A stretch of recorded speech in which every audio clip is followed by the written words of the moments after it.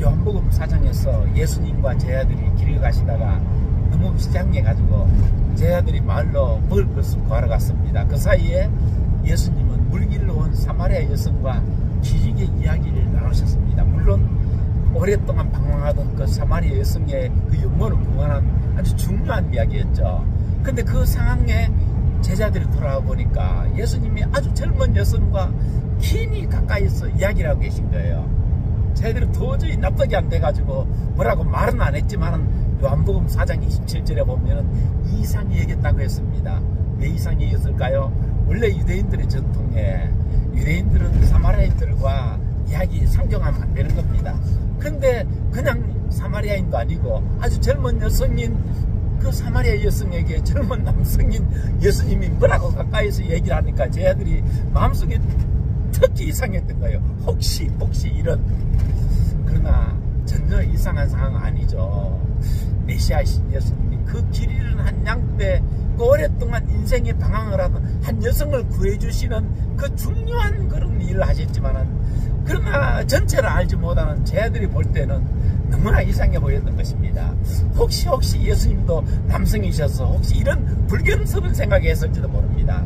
이게 바로 인간의 좁은 안목입니다. 우리 인간이 볼 때 어떤 사건이라든가 어떤 사람에 대해 가지고 틀림없이 내가 볼 때는 이상해요.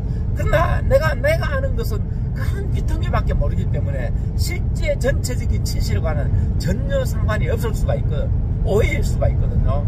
그렇기 때문에 우리들은 쉽게 남을 판단하거나 뭐 남에게 배신자라거나 남을 이렇게 잘못되게 평가하는 이런 일 극히 조심해야 합니다. 왜냐하면 내가 볼 때는 틀림없이 이상해 보여도 그것은 내가 본 한 어떤 부분적인 면 때문에 전체를 알지 못한 나의 오해일 수도 있거든요. 그렇기 때문에 우리가 남을 좋게 말하고 남을 좋게 평가하는 것은 좀 이렇게 빨리 해도 되지만은 남에 대한 좀 이상한 평가 이런 쪽으로는 우리 그리스도인들은 정말 신중해야 되겠죠. 요한복음 4장에서 이런 기록을 남기는 이유가 바로 그것입니다.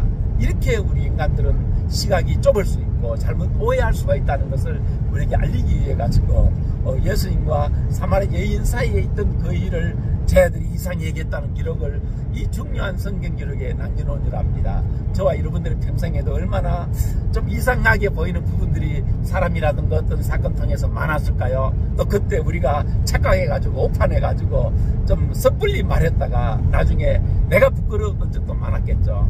앞으로 저와 여러분들 살아가실 때 혹 내가 볼 때 좀 이해 안 되는 그런 면이 있더라도 섣불리 판단하지 말고 섭불리 어떤 잘못된 오판으로 발설하지 말고 혹시 그 사건의 전체를 좀 신중히 지켜볼 수 있는 이러한 저와 여러분들 되시기를 우리